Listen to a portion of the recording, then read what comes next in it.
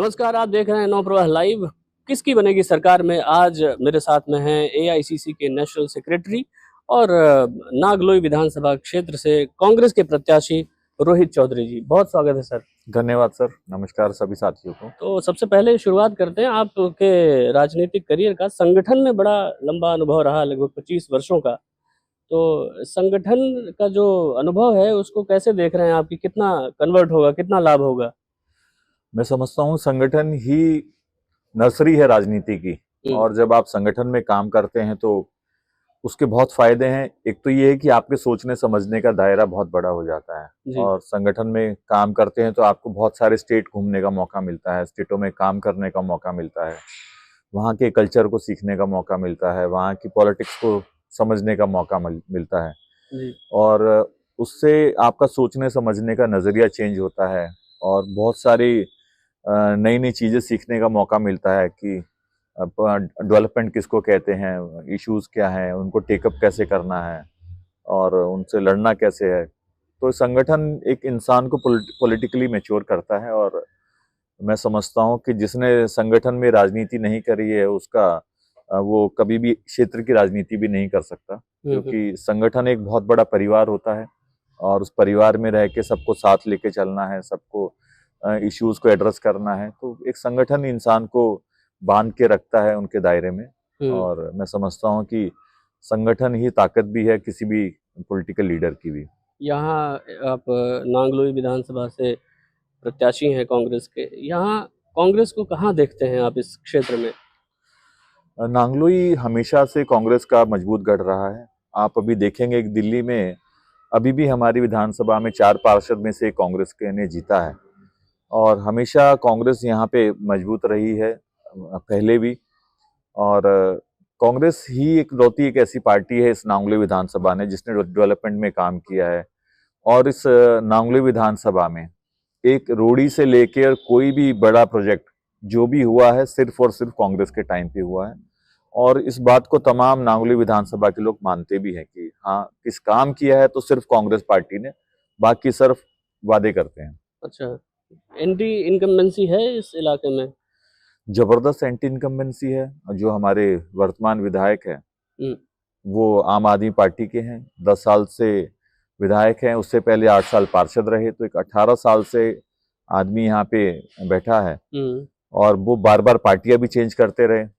थोड़े दिन कांग्रेस में रहे, फिर इंडिपेंडेंट गए, फिर बीजेपी में चले गए, वहां से भाग के आम आदमी पार्टी में चले गए अभी 10 साल से। तो मौका परस्त आदमी है, जिसकी हवा देखता है वहां भाग लेता है और लेकिन अभी भाग नहीं पाया और लेकिन 10 साल में काम कुछ भी नहीं किया।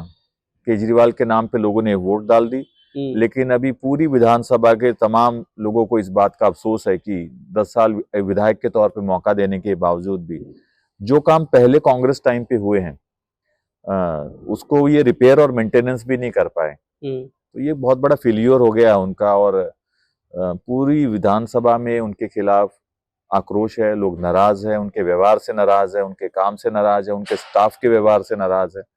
तो तमाम बहुत सारी फैक्टर्स हैं और जो भी सीनियर सिटीजन है वो सब परेशान है तमाम इन चीज़ों से। तो बहुत ही बड़ी नाराजगी है और उसका सीधा फायदा हमारे को मिल रहा है और बहुत बड़ा जन समर्थन जो हमारा वोटर आम आदमी में शिफ्ट हो गया था वो वापस हमारा बहुत तेजी के साथ आ रहा है। अच्छा, ऐसे बहुत सारी समस्याएं होती हैं लोकल, स्थानीय। जब आप कह रहे हैं कि आक्रोश है लोगों में, ऐसी कौन सी समस्याएं हैं जो जिनकी वजह से लोग वर्तमान विधायक से नाराज हैं?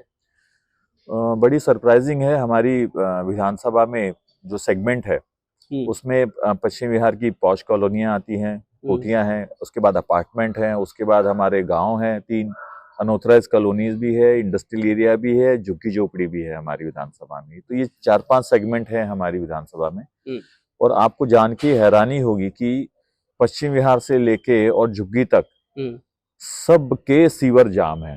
टोटल विधानसभा के सीवर जाम है और कोई भी व्यक्ति चाहे दिल्ली जल बोर्ड के टोल फ्री नंबर पे फोन करता है या विधायक के दफ्तर में जाता है, बार बार शिकायत करने के बावजूद भी टोल फ्री से कोई मदद नहीं मिलती, विधायक के दफ्तर में जाता है तो वहां पे उनका स्टाफ या वो भी बदतमीजी से जवाब देते हैं लोगों को और लोग इतना बुरा हाल है कि लोगों के घरों में पानी घुस जा रहा है, सड़कों स्कूल जाते हुए बच्चे उसी गंदे सीवर के पानी में से जाते हैं, और हर गली मोहल्ले का हाल ये है कि सीवर परमानेंट जाम है और ओवरफ्लो है। और बहुत सारे तो इतने हिस्टोरिकल हमारे जो एक कुदरती पानी निकलता था ना, जैसे ऐसे ही कुदरती सीवर में से पानी निकलता है। अच्छा। और लोगों को मालूम है कि भाई इस गली से जाना ही नहीं है, वहां सीवर का पानी परमानेंट भरा रहता है और लोग परेशान हैं। तो सबसे बड़ी समस्या आज के दिन हमारी सीवर की है। दूसरी बड़ी प्रॉब्लम हमारी टूटी हुई सड़कें हैं, जो हमारे पूर्व विधायक डॉक्टर विजेंद्र जी बना के चले गए। सड़कों को सीमेंट की आरएमसी की सड़कें हैं सीमेंट की, उनपे अगर गड्ढे हो गए हैं या उनपे सीवर के ढक्कन सीवर का कनेक्शन हुआ है या सीवर के ढक्कन टेढ़े हैं, तो भी विधायक जी ने 10 साल में किसी भी सड़क को रिपेयर नहीं किया, किसी भी टेढ़े सीवर के ढक्कन को ठीक नहीं किया। नलों में गंदा पानी आता है, स्ट्रीट लाइट जो खराब है वो सालों से खराब है। और आपको जान के हैरानी होगी कि पिछले 10 साल में एक भी राशन कार्ड और एक भी नई पेंशन होल्डर्स हमारी विधानसभा में नहीं बनी। तो बहुत ही बेसिक प्रॉब्लम के साथ हमारी विधानसभा जूझ रही है। बहुत सारे बुजुर्ग लोग मिलते हैं, जब मोहल्ला क्लिनिक में जाते हैं, हमारे को चलने की प्रॉब्लम है, जब हम वहाँ पे जाके उनसे दवाई मांगते हैं तो हमें 2 गोली 3 गोली पकड़ा के बोल दिया जाता है 2 दिन बाद आप फिर आना। तो बुजुर्ग इस बात पे आक्रोशित हैं कि मेरे को चलना प्रॉब्लम है, मेरे को मोहल्ला क्लिनिक तक जाना प्रॉब्लम है, लेकिन मेरे को ये बुजुर्ग होने के नाते, और मैं बोलते भी हूँ कि भाई मैं बुजुर्ग हूँ, बार बार नहीं आ सकती, फिर भी मुझे 2-3 गोली दे के और भगा दिया जाता है। ऐसे ही एक बुजुर्ग मिले मुझे, तो उन्होंने कहा मोहल्ला क्लिनिक में हमें खराब दवाइयां मिली जिससे मेरी बीपी और शुगर की, जिससे मेरी किडनी और लीवर डैमेज हो गए हैं आज। हाँ, तो ऐसे ऐसे लोग हमारे को आज मिलते हैं विधानसभा में। और बहुत से महिलाएं ऐसी मिलती हैं कि जो ये 2100 रुपए की इन्होंने नकली पेंशन की स्कीम निकाली थी और उसके फॉर्म फिलअप कराए। भोली भाली जनता के मोबाइलों पे फ्रॉड फोन करते हैं, ओटीपी भेजते हैं और अकाउंट में जितने पैसे होते हैं महिलाओं के निकाल लेते हैं। ड्रग्स की बहुत बड़ी प्रॉब्लम आज हमारी विधानसभा में आई है। कोरोना के बाद से इतनी बड़े पैमाने पे ड्रग्स की हमारे यहाँ पे बेची जा रही है और नौजवान बच्चे उस ड्रग्स के नशे में फंसते जा रहे हैं। तो इन ड्रग्स के व्यापारियों को भी भगाने के पीछे ऊपर कोई भी ध्यान हमारे विधायक का नहीं है। तो इस तमाम इतने बड़े बड़े फेलियर हैं हमारे विधायक के, और नाराजगी इतनी जबरदस्त है लोगों में कि जहां भी वो जाते हैं उनको भगा दिया जाता है कि आप 10 साल दिखे नहीं, 10 साल आपने काम नहीं किया। तमाम इस प्रकार की समस्याएं हैं। तो मतलब इनकी जितनी योजनाएं हैं, चाहे वो फ्री की जितनी भी योजनाएं गिनाते हैं, मोहल्ला क्लिनिक, एजुकेशन फ्री, बिजली फ्री, पानी फ्री, इसका कोई ग्राउंड पे इसका इम्पैक्ट नहीं है। नहीं, जो इम्पैक्ट आना था 10 साल में ले गए ये लोग, झूठ बहका के। आज जब हम तमाम कॉलोनियों में घूमते हैं तो आपको यकीन नहीं होगा कि झुग्गी झोपड़ी वालों का हो, चाहे जेजे कॉलोनी का हो, चाहे अनऑथराइज कॉलोनी का हो जी, सबके बिजली के बिल आते हैं, सबके पानी के बिल आते हैं। और इतने बड़े बड़े बिल आ रहे हैं कि लाखों में भी हैं बहुत से लोगों के बिल। तो और पानी के तो बिना मीटर के ही बिल ये लोग पेनल्टी लगा के भेजे जा रहे हैं। तो बड़े पैमाने पे नाराजगी है लोगों में इस बात को लेके कि बिजली के बिल भी आते हैं, पानी के बिल भी आते हैं, ऊपर से गंदा पानी भी पीने को मिलता है, पानी भी साफ नहीं है। पानी भी साफ नहीं है। तो बहुत बड़ी नाराजगी है इस चीज को लेके, और जो उम्मीदें थी इन लोगों से, उन उम्मीदों पे कहीं भी ये लोग खरे नहीं उतरे। अच्छा, इनकी अपनी राज्यसभा सदस्य हैं, वो लगातार पोल खोल कर रही हैं, लगातार पोल खोल रही हैं इनका, उसके बारे में आपकी क्या राय है? ये दूसरे को तो बोलते हैं कि ये चोर है, इन्होंने चुरा लिया, ये बेईमानी कर ली है, भ्रष्टाचार कर लिए, और जब इनकी चीज़ों पर बात आती है तो कहते हैं कि किसी को कांग्रेस ने मैनेज कर लिया, किसी को भाजपा ने मैनेज कर लिया। देखिए, एक समय आप अगर याद करेंगे कि दिल्ली की शीला दीक्षित जी के समय पे और केंद्र में कांग्रेस की सरकार थी, तो ये लोग बड़ी बड़ी बातें करते थे, हमें जन लोकपाल चाहिए। आज वो जन लोकपाल की कोई बात ही नहीं है, कहाँ गया वो जन लोकपाल? हमें भ्रष्टाचार मुक्त दिल्ली बनानी है, हम इतना पैसा बचा देंगे भ्रष्टाचार मुक्त होगा तो। और ये तमाम बड़ी बड़ी बातें करते थे, हम गाड़ी नहीं लेंगे, हम बंगला नहीं लेंगे, और हम स्वच्छ राजनीति करेंगे, भाई भतीजावाद नहीं करेंगे, और हम लोग एक नई राजनीति। और मैं समझता हूँ उस आइडिया के पीछे बहुत सारे युवाओं ने, बहुत सारे लोगों ने एक उम्मीद दिखाई कि हाँ, एक बदलाव की राजनीति, एक नया एक पन्ना राजनीति का शुरू हुआ है। लेकिन आप देखिए इन्होंने करा क्या है, इन्होंने कोठियां ली, आज शीश महल जिसके नाम से केजरीवाल जी फेमस है, 33 करोड़ रेनोवेशन में खर्च कर देना, और बताते हैं लोग कि सोने की सीट भी है उनकी जिसपे वो फ्रेश होते हैं, और तमाम लाखों के पर्दे हैं और ना जाने क्या क्या है उसमें। तो और गाड़ी ले रखी है, सिक्योरिटी ले रखी है, स्कैम जब कहते थे अगर भ्रष्टाचार मेरे ऊपर कोई लगा दे तो मैं तुरंत इस्तीफा दे दूं, लिकर स्कैम में जेल में गए और बाहर आने तक भी उन्होंने इस्तीफा नहीं दिया। कोर्ट ने जब ऑर्डर कर दिया कि भाई आप लीगली ऑफिस नहीं ज्वाइन कर सकते, तो आपने मजबूरी में ऑफिस रिजाइन किया है। और भाई भतीजावाद की बात करते थे, चाहे एमपी की टिकट हो चाहे एमएलए की टिकट हो, दिल्ली में हर जगह आपने रिश्तेदारों को टिकटें दी हैं। तो ये तमाम जो बातें करते थे कि हम करप्शन नहीं करेंगे, हम ये नहीं करेंगे, वो सब इन्होंने उसको कि माना नहीं। और इस बात से लोग बड़े उदास भी हैं कि भाई आपने एक आइडिया दिया था राजनीति में और एक आइडियल राजनीति करने की बात कही थी, लेकिन आपका बड़ा फेलियर हो गया इस पे। तो लोग बड़े इस पे, उन्होंने इनको बड़ा अच्छा टाइम दिया। 10 साल किसी भी पार्टी के लिए कोई छोटा समय नहीं है। अच्छा, आप लोग भी लंबे समय तक इनके साथ में आपने समर्थन किया, अभी लोकसभा चुनाव में भी साथ लड़े आप। तो अच्छा, मतलब अचानक से ऐसा क्या हुआ कि आपने ये निश्चय किया, आपकी पार्टी ने, आपने कि अब यहाँ से इनको अलग करना है गठबंधन से? देखिए, गठबंधन में जब भी गठबंधन होता है ना, तो एक दूसरी पार्टी को स्पेस देना पड़ता है। दिल्ली में इन लोगों को ये उम्मीद नहीं थी कि कांग्रेस इतनी मजबूती से चुनाव लड़ेगी, और ये लोग इस बात को मानने के लिए तैयार नहीं थे कि आप कमजोर हो गए हो यहाँ पे। अच्छा। और कभी कभी पॉलिटिक्स में आदमी कैलकुलेशन करने में चूक जाता है। तो मैं समझता हूँ कि बड़ी चूक केजरीवाल जी से हो गई और इसका खामियाजा उन्हें उठाना पड़ेगा, और दिल्ली से आम आदमी पार्टी का सुपड़ा साफ हो जाएगा। और अगर ये अलायंस में लड़ते तो जाहिर तौर पे मजबूती होती, उनको मौका मिलता दोबारा काम करने का, लेकिन नहीं, उन्होंने इस मौके को लिया। और मैं समझता हूँ कि इसका बड़ा नुकसान उनको ऑलरेडी हो चुका है, और लोग भी परेशान हैं, बदलाव चाहते हैं, और कांग्रेस हर सीट पे बड़ी मजबूती के साथ चुनाव लड़ रही है, और आने वाले नतीजे बड़े सरप्राइजिंग होंगे, आप देखिएगा दिल्ली में। अच्छा, दिल्ली और राष्ट्रीय स्तर पर अगर हम देखें तो बहुत कम ऐसे युवा नेता हैं जिनका अनुभव राहुल जी और प्रियंका जी दोनों के साथ में रहा है। आप काफ़ी करीब रहे, काफ़ी लंबे समय तक दोनों लोगों के साथ में काम किया। कैसा अनुभव रहा और आपको क्या लगता है कि उसका कितना लाभ जो है वो इस चुनाव में मिलेगा? मैं अपने आप को बड़ा सौभाग्यशाली समझता हूँ कि मुझे, जब मैं एनएसयूआई का राष्ट्रीय अध्यक्ष बना तो राहुल जी हमारे प्रभारी थे, और जब मैं राष्ट्रीय सचिव बना तो मुझे प्रियंका गांधी जी के साथ काम करने का मौका मिला। यूपी में महासचिव थी, मैं उनके साथ सचिव था। और मैं अपने आप को बड़ा सौभाग्यशाली समझता हूँ कि जब इतने बड़े लीडरशिप के साथ एक काम करने का मौका मिलता है जी। तो बहुत सारी चीजें सीखने को मिलती हैं। एक की कामों को, राजनीतिक काम को लेना कैसे है, दूसरा आपका कमिटमेंट लेवल, तीसरा आपके आइडियोलॉजी के बारे में, और लीडरशिप सोचती कैसे है, काम कैसे करती है। तो आपको भी बहुत सारी चीजें सीखने को मिलती हैं जब आप नेता के पास में रहते हैं। कोई सिचुएशन आई है, उसको हैंडल कैसे करना है, कोई डिसीजन लेना है तो उसको उसमें लेने के लिए किसकी चीज पे सोचना है। तो एक बहुत बड़ा पॉलिटिकल एक्सपोजर मेरे को मिला। मैं अपने आप को सौभाग्यशाली समझता हूँ कि, और दोनों ही सीनियर लीडर्स के साथ काम करने से मेरी खुद की लीडरशिप में भी बहुत चेंजेस लाया हूँ मैं, और बहुत कुछ सीखने को मिला। तो एक पहचान भी बनती है राजनीति में।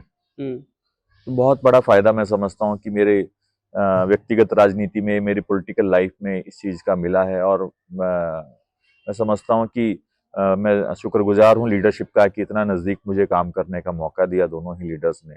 और बहुत ही जब भी मुझे मौका मिला है काम करने का, मैंने हमेशा डिलीवर किया है। आप जब मैं ऑल इंडिया एनएसयूआई प्रेसिडेंट था तो मैंने ऐसी ऐसी यूनिवर्सिटीज जिता के दी, चाहे गुजरात यूनिवर्सिटी हो, चाहे पंजाब यूनिवर्सिटी हो, दिल्ली यूनिवर्सिटी हो, राजस्थान हो, मेरठ हो, हमारा तमाम यूनिवर्सिटीज ऐसी थी जो हम सालों से कभी जीते नहीं थे। तो बहुत सारी यूनिवर्सिटीज मैंने जिता के दी हैं।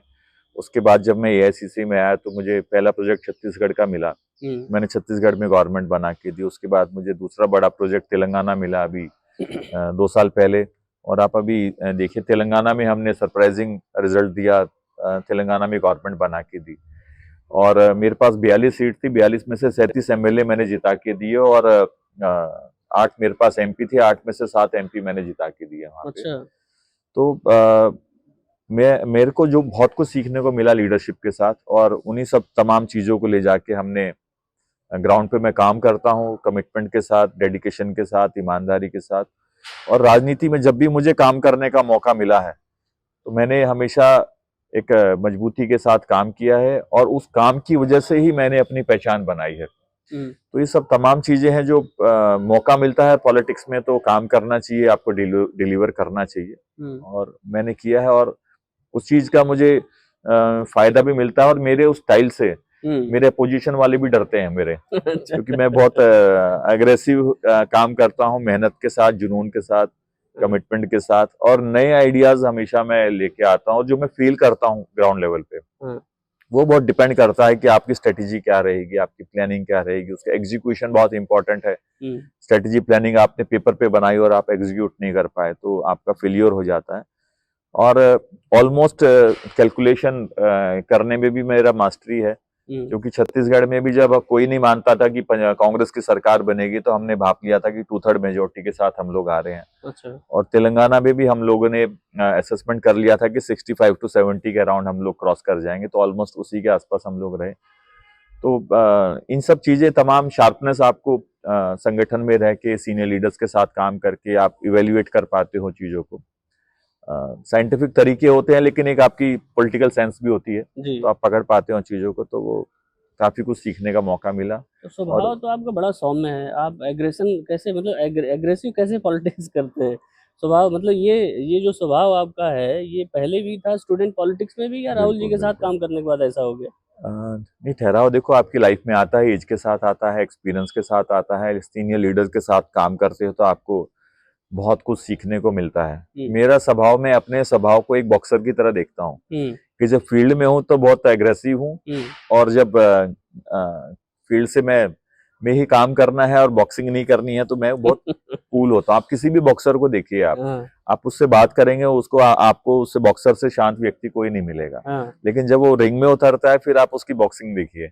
तो मैं पॉलिटिकल बॉक्सर हूँ। अच्छा। हाँ, जब मैं फील्ड में होता हूँ तो मैं बहुत एग्रेसिव काम करता हूँ और लेकिन मेरा नेचर हमेशा मैंने सॉफ्ट बना के रखा है और इस चीज का मुझे फायदा भी मिलता है कि ठीक है, इंसान कंफर्ट लेवल फील करता है मुझसे बात करने में और अपनी बात कहने में कोई हिचकता नहीं है। मेरे नेचर की, शुरू से मेरा नेचर हालांकि ऐसा ही है और इसका मुझे हमेशा फायदा मिला है क्योंकि आज के दिन जब भी कोई पॉलिटिकल लीडर से मिलने जाता है, बहुत से लोग नए नए लोग मिलने आते हैं तो उनके माइंड में अलग अलग टाइप की इमेज रहती है।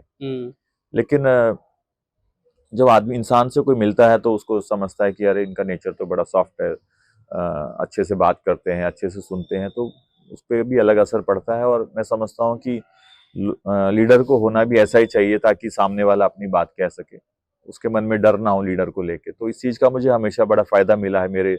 मुझे कैप्टन कूल भी कहते थे मेरी पार्टी में काफी लोग। अच्छा। कि ठंडे दिमाग से काम करता है। तो वो हमेशा, क्योंकि जब आप एग्रेशन में जाते हो तो गलतियां होने के चांस ज्यादा हो जाते हैं। तो मेरी हमेशा एक आदत रही कि कुछ भी डिसीजन लेने से पहले मैं हमेशा सीनियर्स की राय भी लेता हूँ और सोचता भी हूँ, एकदम जल्दबाजी नहीं करता किसी काम पे। अच्छा। और सीनियर्स की राय मान के ही हमेशा काम करता हूँ तो उसमें नुकसान के चांसेस कम रहते हैं। अच्छा, स्वभाव की बात की हमने, नेचर की, तो कुछ ऐसे नेता हैं जिनके बयानों की वजह से नेताओं की छवि जो है वो धूमिल होती है। जैसे भाजपा के अभी कालका जी से प्रत्याशी हैं रमेश बिधूड़ी, वो पूर्व में 2 बार सांसद भी रहे, इतने पुराने नेता हैं। और इस तरह की बयानबाजी से नेताओं की छवि धूमिल होती है। आप क्या मानना है आपका, ये किस तरीके से डैमेज कर रहा है नेताओं की छवि को? मैं समझता हूँ कि डैमेज करता है और लोगों को भी सोचने पे मजबूर करता है कि किस किस प्रकार के लोग राजनीति में आ जाते हैं। और मैं समझता हूँ बीजेपी जो चाल चरित्र और चेहरे की बात करती है वो इस प्रकार के नेताओं को कैसे बढ़ाती है आगे, वो खुद पार्टी को भी सोचना चाहिए क्योंकि ये कोई पहली बार नहीं है रमेश बिधूड़ी जी ने इस प्रकार का बयान दिया है जी। चाहे वो एक सांसद के प्रति उनका जो व्यवहार था संसद के अंदर, और जिस प्रकार की गरिमापूर्ण भाषा संसद में आज तक इस्तेमाल होते रही है, उन्होंने पहली बार इस प्रकार का उन्होंने वहां पे बर्ताव किया और उनको फिर विधायक के तौर पे मौका दे देना, तो ये बीजेपी की सोची समझी साजिश है क्योंकि ये कहते कुछ है और करते कुछ है। और प्रियंका जी के ऊपर इस प्रकार की टिप्पणी करना बहुत ही निंदनीय है क्योंकि ना तो वो वहां चुनाव लड़ रही है और ना उनका कोई उनसे मेल है। और रमेश विदुड़ी जी को मैं बहुत पुराना जानता हूँ। इनका जब मैं 2001 में दिल्ली यूनिवर्सिटी स्टूडेंट यूनियन का जॉइंट सेक्रेटरी का इलेक्शन लड़ रहा था, तो इनका सगा भतीजा मेरे सामने इलेक्शन लड़ा था और मेरा इनसे बहुत बारी सामना भी हुआ। इसी प्रकार का व्यवहार इनका पहले भी है, कोई नया नहीं है इनका व्यवहार। लेकिन बीजेपी के ऊपर भी प्रश्न चिन्ह इनका व्यवहार उठाता है कि आप किस प्रकार के नेताओं को आगे बढ़ाते हो, वो कैरेक्टर वो आपके पार्टी के ऊपर भी रिफ्लेक्ट करता है। तो तमाम चीजें हैं इस प्रकार की निंदनीय है और ये राजनीति के स्तर को भी गिराती भी है और हम सब लोग इसको कंडम करते हैं। और राजनीति में कोई भी हो उसको भाषा पे या अपना कंट्रोल रखना चाहिए, संयम रखना चाहिए और इस प्रकार के नेताओं को कोई पार्टी हो उनको बढ़ाना नहीं चाहिए, मेरा ऐसा मानना है। गांधी परिवार पर एक बार फिर से आते हैं। दिल्ली का चुनाव है, सब दिल्ली में रहते हैं, एक ऑरा होता है किसी भी नेता का। गांधी परिवार का कितना इम्पैक्ट पड़ेगा इस चुनाव में? गांधी परिवार बहुत नजदीकी से चुनाव के ऊपर नजर रखे हुए हैं। टिकट डिस्ट्रीब्यूशन आप देख सकते हैं, बहुत ही अच्छा टिकट डिस्ट्रीब्यूशन हुआ है। उसमें राहुल जी का भी पूरा योगदान है कैंडिडेट सिलेक्शन में और बहुत बारीकी के साथ चीज़ों पे नज़र बनाए हुए हैं। और आज मुझे 6.5 महीने हो गए फील्ड में काम करते हुए। मैं अपनी विधानसभा छोड़ के कहीं बाहर भी नहीं जा रहा हूँ पिछले 6.5 महीने में। तो हम सबको बहुत पहले कह दिया गया था कि आप लोग चुनाव की तैयारी करिए और मजबूती से चुनाव लड़ना है। और मैं समझता हूँ आने वाले दिनों में जो अग्रेसिव कैंपेन आपको दिल्ली में देखनी पड़ेगी, चाहे राहुल जी हो, प्रियंका जी हो, खड़गे जी हो, तमाम हमारे नेता, देवेंद्र यादव जी हो, तमाम हमारे नेता फील्ड पे उतरेंगे और बहुत एग्रेसिव कैंपेन होने वाली है। दिल्ली का चुनाव बहुत इंटरेस्टिंग होने वाला है। बड़ा कम समय बचा है, 30 दिन से भी कम समय है। मुझे लगता है 5 तारीख को इलेक्शन है, आज 8-9 तारीख है। तो इतने कम समय में चीजें आपको क्या लगता है कि किस तरीके से बदलाव होगा? बदलाव तो ऑलरेडी हो गया है दिल्ली में और लोगों ने मन भी बना लिया है कि बहुत हुआ केजरीवाल, अब नहीं देंगे मौका। और सब जो विधानसभा में अच्छा प्रत्याशी मिलेगा, लोग अब चाहते हैं कि 10 साल से कोई डेवलपमेंट के काम नहीं हुए। अब लोगों का ध्यान इस बात पे भी गया है कि पार्टियां नहीं देखो भैया, पहले व्यक्ति भी देखो कि हमारे यहाँ पे काम कौन करेगा। और हमारी कैंपेन भी ये है कि भाई आप लोगों ने सबको देख लिया, पार्टी देख के वोट मत करो, व्यक्ति भी देखो आप, क्योंकि पार्टी तो काम करने नहीं आएगी, उसकी आइडियोलॉजी है, काम करना पड़ता है व्यक्ति को। तो मेरे मानना है कि जो भी मेरी आसपास अपने दोस्तों से बात होती है दूसरी विधानसभाओं में भी, तो हर जगह हर व्यक्ति अब ये सोचने लगा है कि डेवलपमेंट बहुत मेजर प्रॉब्लम हो गई है हमारी दिल्ली की।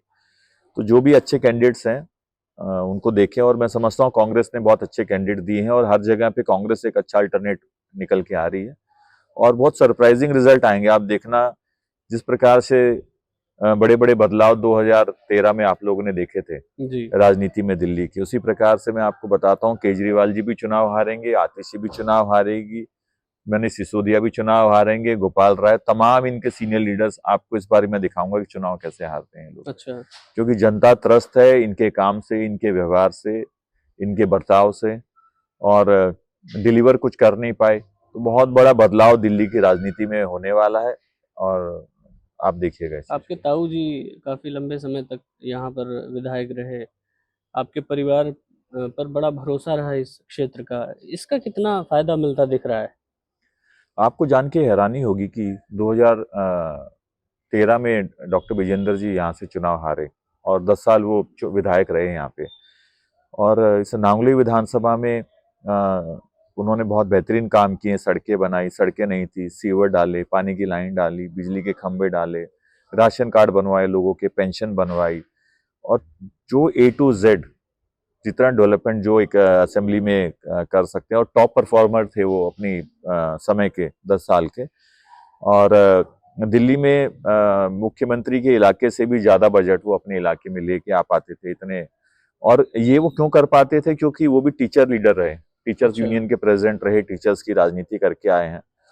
मैं भी उसी प्रकार से स्टूडेंट यूनियन की पॉलिटिक्स करके आया हूँ। तो मैंने कहा कि हमारे यहाँ दिल्ली की एक बड़ी प्रॉब्लम है कि हमारे यहाँ पे बहुत सारे प्रॉपर्टी डीलर लीडर बन जाते हैं। तो मैं भी अपने भाषण में बोलता हूँ कि भाई प्रॉपर्टी डीलरों को लीडर मत बनाओ। वो प्रॉपर्टी डीलर अगर लीडर बनेगा तो सारे दिन प्रॉपर्टी डीलर ही करेगा वो। अब लीडर को MLA बनाओगे तो वो लीडर की तरह बिहेव करेगा, लीडर की तरह काम करेगा।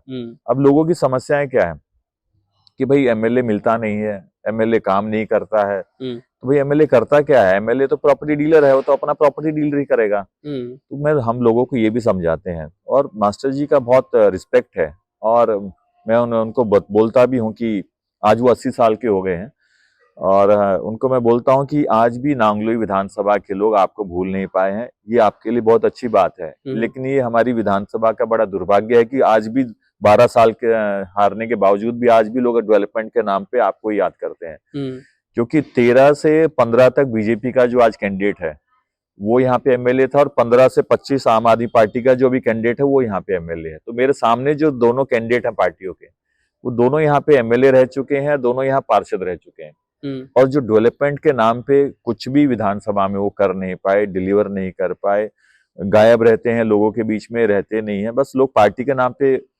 इमोशनल होके वोट डाल देते हैं। लेकिन अब लोगों को समझ में आ गया है कि काम तो काम से ही चलेगा, वो आइडियोलॉजी से नहीं चलेगा। बिल्कुल। तो वो बहुत बड़ा फायदा है डॉक्टर साहब के इमेज का, और हमारी कैंपेन का बेस भी उनके डेवलपमेंट के है, और लोग इसको मानते भी हैं। और आप ये देखो, मेरी अभी तक जितनी भी हमारी मीटिंग्स होती हैं, हम लोग चेयर्स लगाते हैं, चेयर से भी दुगने लोग खड़े भी होते हैं हमारे वहाँ पे। अच्छा। तो बहुत बड़ा समर्थन, जन समर्थन हमारे को मिल रहा है, और काफी अच्छा बड़े मार्जिन के साथ आपको सीट निकाल के देंगे। भाजपा का संगठन जो है बड़ा सक्रिय रहता है चुनाव के समय, और उसका फायदा भी दिखता है। आप अलग अलग स्टेट्स में चाहे देखें, चाहे लोकसभा चुनाव में देखें, कांग्रेस का संगठन कितना सक्रिय है इस दिल्ली के विधानसभा चुनाव में। अभी 2 मेजर स्टेट्स जो हैं वो कांग्रेस के हाथ से निकले, हरियाणा, महाराष्ट्र। तो दिल्ली को लेकर किस तरीके से संगठन की क्या गतिविधि लगती है आपको? आपके हिसाब से क्या है रोल? संगठन काफी गतिशील है, और मैंने बताया कि मैं पिछले 6.5 महीने से अपनी विधानसभा से बाहर नहीं गया, और जो भी संगठन के आदेश आते रहे हमारे को बीच बीच में, उन सबको हमने पालन किया है, और एक अच्छा मजबूत संगठन हमने 6.5 महीने में खड़ा किया है। और सरप्राइजिंग है कि 350 से ज्यादा आम आदमी पार्टी का नेता हमारे को ज्वाइन कर गए पिछले 6.5 महीने में, और 30 से 35 बीजेपी के लीडर्स ने हमारे को ज्वाइन किया है नांगली विधानसभा में। और जहां तक संगठन की बात है बीजेपी के संगठन में आपस में इतनी लड़ाई है कि हमारी यहाँ पे 30-35 कैंडिडेट थे बीजेपी के टिकट मांगने वाले, और सब कोई एक दूसरे को फूटे आंख नहीं सुहाते, और संगठन में भी इतनी लड़ाई है इनकी कि मुझे लगता है चुनाव निकल जाएगा लेकिन इनका संगठन आपस में एक नहीं हो पाएगा। तो बहुत ही आपस में इनका सिर फुटबॉल है। आप देखिए ना, पिछले 25 साल से बीजेपी गायब है दिल्ली में। मोदी जी के नाम पे दिल्ली में वोट ले जा रहे हैं, लेकिन 15 साल शीला जी के और ये 10-12 साल केजरीवाल के, तो ये तमाम जो 25 से 27 साल हैं, लगभग 3 दशक मान लीजिए, 3 दशक से बीजेपी बाहर है, और कभी भी बीजेपी को लोग विधानसभा में देखना नहीं चाहते, क्योंकि डेवलपमेंट का कोई इनके पास मॉडल नहीं है और कोई लीडर नहीं है। आप पिछले 11 साल से बीजेपी सेंटर में है, लेकिन दिल्ली में एक कोई लीडर नहीं दे पाई बीजेपी आज तक भी, और इसके लिए बीजेपी खुद भी जिम्मेदार है, क्योंकि ये लोग किसी को स्टेबल होना ही नहीं देना चाहते। थोड़े थोड़े दिन में फेसेस चेंज करते रहते हैं। आदमी स्टेबल तब हो पाता है जब एक जगह टिक के काम करे, अपनी क्रेडिबिलिटी बनाए, लोगों में विश्वास जगे। तो थोड़े थोड़े दिन में बीजेपी वाले लीडर्स को चेंज करते रहते हैं, और मेरे ख्याल से इनकी स्ट्रेटेजी है कि हमें दिल्ली चाहिए ही नहीं। अच्छा, हाँ, बीजेपी को दिल्ली चाहिए ही नहीं। ऐसा क्यों? मतलब दिल्ली से इनको क्या दिक्कत है? दिल्ली में ये अब आप देखिए ना, दिल्ली में कॉर्पोरेशन का इलेक्शन देखिए आप, पिछले 20 साल में, पिछले 20 साल से हर 5 साल में सारे प्रत्याशियों को बदल देते हैं। अब हर साल नया कॉर्पोरेटर आएगा तो डेवलप कहाँ से होगा?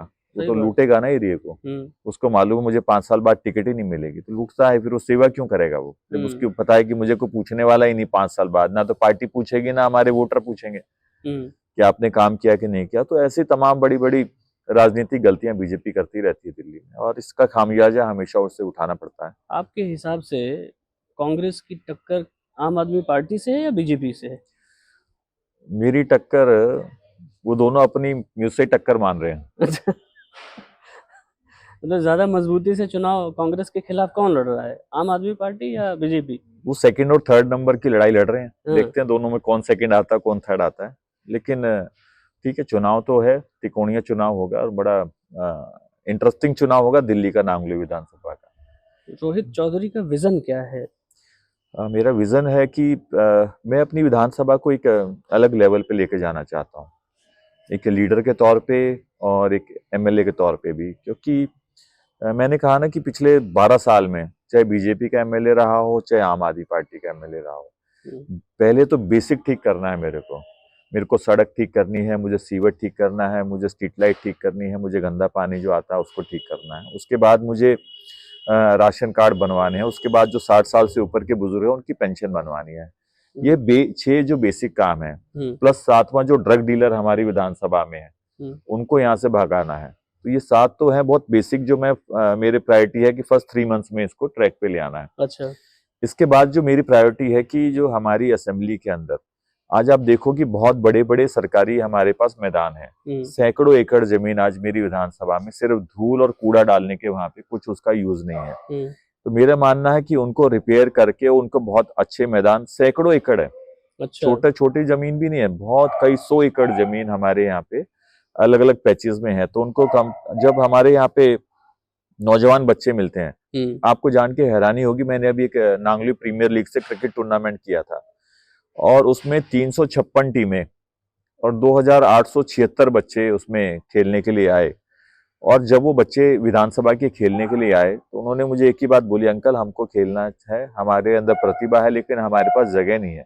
तो मैंने कहा जगह कहाँ पे चाहिए, तो उन्होंने मुझे बताया अंकल इतनी जमीन खाली पड़ी है, वहां पे कूड़ा है, जानवर वहां पे गंदगी फैलाते हैं, तो तमाम चीजों को आप इनको ठीक कर देंगे तो हमारे को खेलने की प्रॉब्लम खत्म हो जाएगी। तो तब मुझे ये आइडिया आया और आपको जान के हैरानी होगी 240 टीमों का record Limca book of record है। अच्छा। लेकिन मेरे पास 356 है। प्रॉब्लम ये थी कि 1 मंथ प्रायर नोटिस देना पड़ता है टूर्नामेंट से, तो वो हम नहीं दे पाए थे, हमें मालूम नहीं था। तो नेक्स्ट ईयर उसको फिर से कराएंगे, तब हम उसको रजिस्टर करके करेंगे। तो ये स्पोर्ट्स का जो ग्राउंड्स है वो मेरी उसमें लिस्ट में है। और इसके अलावा जो भी हमारे विधानसभा में इंडस्ट्रियल एरिया है, तो मेरी ये कोशिश है कि उस इंडस्ट्रियल एरिया में तमाम जो बड़ी बड़ी इंडस्ट्रीज है उनका CSR फंड है, उसको कैसे मैं अपने यहाँ पे वेलफेयर में यूज कर सकता हूँ, हमारे यूथ को वहाँ पे कैसे एम्प्लॉयमेंट जनरेट कर सकते हैं उन फैक्ट्रीज के साथ बात करके, क्योंकि ये क्वालिटी मैन पावर सबको चाहिए जी। तो हम उनको भी रिक्वेस्ट करेंगे कि भाई आप नांगली असेंबली में आपकी पूरा इंडस्ट्रियल एरिया है, तो मेरी असेंबली के लोगों को आप यहाँ पे जॉब दीजिए। आवारा कुत्तों का बड़ा प्रॉब्लम है, मेजर प्रॉब्लम है। तो जैसे गौशाला है, ऐसे कुत्ताशाला भी हम लोग बनाने की सोच रहे हैं और 2 NGOs को भी हमने बात किया है। अच्छा। कि भाई जो भी इस प्रकार के कुत्ते हैं जो बच्चों को काटते हैं, बुजुर्गों को काट लेते हैं, तो उनको पकड़ के हम कम से कम कुत्ताशाला में दे दें तो उनका वो टेक केयर भी करेंगे और एनिमल लवर्स को भी कोई प्रॉब्लम नहीं होगी। तो एक बड़ी मेजर प्रॉब्लम है। और एक हमारे यहाँ पे एक बड़ा नाला है खुला, उसकी वजह से बहुत लोगों की हेल्थ खराब होती है और बहुत सारे तमाम हमारे इलेक्ट्रिकल इक्विपमेंट खराब हो जाते हैं, AC, फ्रिज, टीवी सब खराब हो जाता है उससे। अच्छा। तो डॉक्टर विजेंद्र जी का भी ये सपना था कि भाई मैं MLA बनने के बाद इसको कवर अप करा दूंगा ताकि ये जो जहरीली गैसेस इस नाले में से निकलती रहती हैं तो वो खत्म हो जाए। तो बहुत सारे प्रोजेक्ट हैं, स्पीड ब्रेकर्स बनाने जरूरी हैं क्योंकि बच्चे कई बार छोटे छोटे भी बहुत तेज बाइकों को भगाते हैं, एक्सीडेंट हो जाते हैं। तो तमाम बेसिक चीजें ऐसे हैं और बहुत छोटे छोटे बदलाव करने से बड़े बड़े बदलाव हो जाते हैं। तो एक डेवलपमेंट के बेसिक इंफ्रा को ठीक करना है, लॉ एंड ऑर्डर है, पार्क का डेवलपमेंट है, आवारा कुत्तों की प्रॉब्लम है, ट्रैफिक जाम की प्रॉब्लम है, तमाम छोटी छोटी समस्याएं हैं जिनको हम ट्रैक पे ले आए तो है कि हमारे यहाँ वातावरण भी सुधरेगा और क्वालिटी लाइफ भी हमारे यहाँ पे अच्छी होगी। इसके अलावा आप ये बुकलेट देखेंगे, देखिए मैंने आपके सामने रखी हुई है क्योंकि मेरा खुद मैं स्टूडेंट लीडर रहा हूँ और तमाम मेरी बेटी भी अभी 12th में एग्जाम दे रही है, तो तमाम बच्चे घरों में पूछते हैं कि भाई हम लोग क्या करें फ्यूचर में, तो मदर और फादर के पास उसका सही जवाब भी नहीं होता। तो आप ये देखिए मेरे पास मैंने ये इसके फ्रंट और बैक में से मेरा इंट्रोडक्शन है, मेरा बायोडाटा है, लेकिन इसके अंदर की जो जानकारी है वो सब बच्चों के भविष्य की जानकारी, और मैंने बारकोड भी प्रिंट किए हैं इसमें बच्चे गवर्नमेंट जॉब, दिल्ली गवर्नमेंट की सारी जॉब्स हैं, इसके बाद गवर्नमेंट जॉब, सेंट्रल गवर्नमेंट की सारी जॉब्स हैं, और 10th का बच्चा, 12th का बच्चा और ITI डिप्लोमा और ग्रेजुएट बच्चा कौन कौन सी जॉब्स इसको अप्लाई कर सकता है, उसकी क्वालिफिकेशंस के साथ सारी जॉब्स हैं। प्लस आज के दिन बहुत सारे बच्चे सोचते हैं कि अरे गवर्नमेंट में तो जॉब निकलती नहीं ज्यादा, हमें प्राइवेट जॉब करनी है। तो आप ये जो बारकोड देख सकते हैं, ये सारी प्राइवेट कंपनीज की वेबसाइट है हाँ। जो कि naukri.com है या अपना जॉब है, talent.com है, तमाम ये बारकोड उन्हीं के हैं कि टाइम्स जॉब है, तमाम ये जो भी प्राइवेट हमारी वेबसाइट्स हैं जो प्राइवेट जॉब प्रोवाइड कराती हैं, तो उनके बारे में जानकारी है।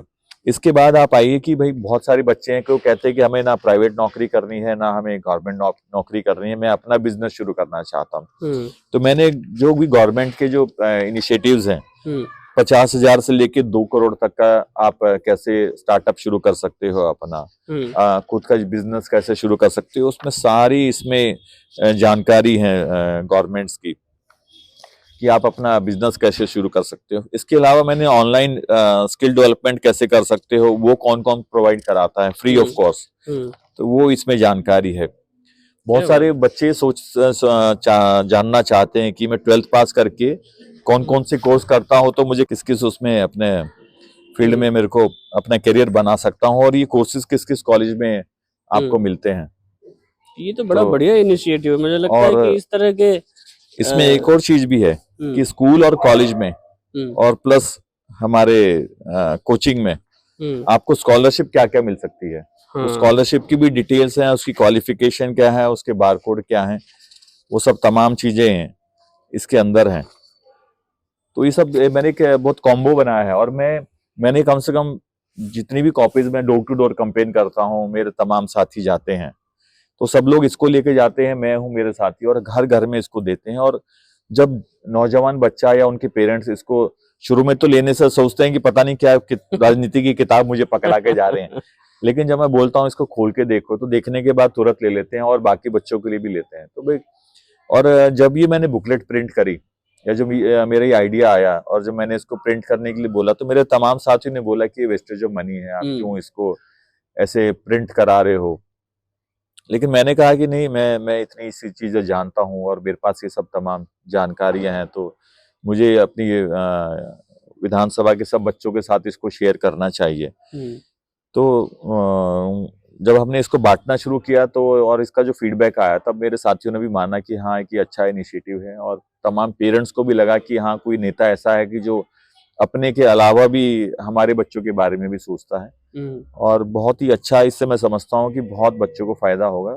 तो ऐसे तमाम छोटे छोटे इनिशिएटिव्स हैं जो मैं सोचता हूँ कि आने वाले समय में मेरे विधानसभा के बच्चों को होने चाहिए। ये मुझे लगता है कि ये बिल्कुल अलग तरह का इनिशिएटिव है। ऐसा चुनाव प्रचार की व्यवस्था मैंने पहली बार देखा है पूरे इंडिया में। मैंने भी ऐसा मैंने भी जब ये बुक डेवलप की तो नहीं सोचा था कि इतनी अच्छी बन जाएगी, और बहुत सारे मेरे साथियों ने मुझसे आइडिया कॉपी भी किया है, मैंने उनको भी दिया है कि मेरी असेंबली में तो मैं कर ही रहा हूँ, लेकिन आप भी अपनी असेंबली में करिए ताकि कम से कम बच्चा सोच पाए अपने फ्यूचर के बारे में।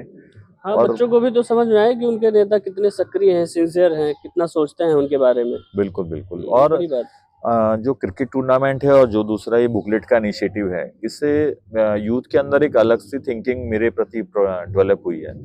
और जब भी मैं गलियों में जाता हूँ लोगों से मिलने के लिए, तो तमाम यूथ बच्चे जिनसे मैं पहले मिला होता हूँ या जिनके घर पे किताब दी होती है तो बोलते हैं अंकल हमने आपकी किताब पढ़ी और हमें बहुत अच्छी लगी, और हम आपकी डेफिनेटली सपोर्ट करेंगे, अपने मम्मी पापा का भी वोट आपको दिलवाएंगे, आपने अच्छा क्रिकेट टूर्नामेंट कराया, हम बस आप प्रॉमिस करिए आप एमएलए बनेंगे जरूर, लेकिन हर साल आप इस टूर्नामेंट को करेंगे।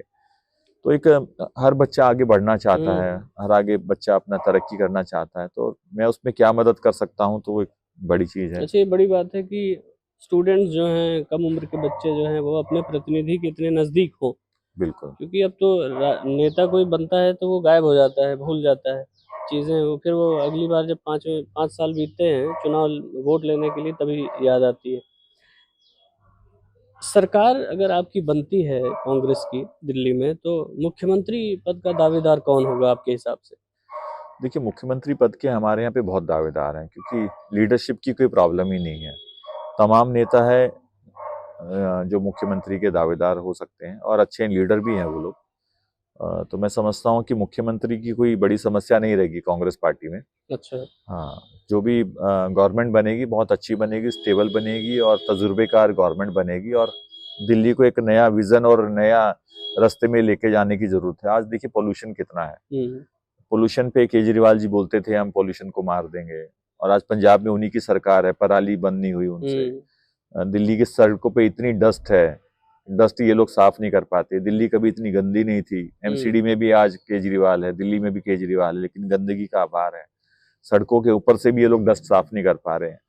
तो एक और इनके कोई प्रॉब्लम के बड़े सॉल्यूशन नहीं है, बहुत बेसिक है। आपको बस एक एफर्ट डालना है।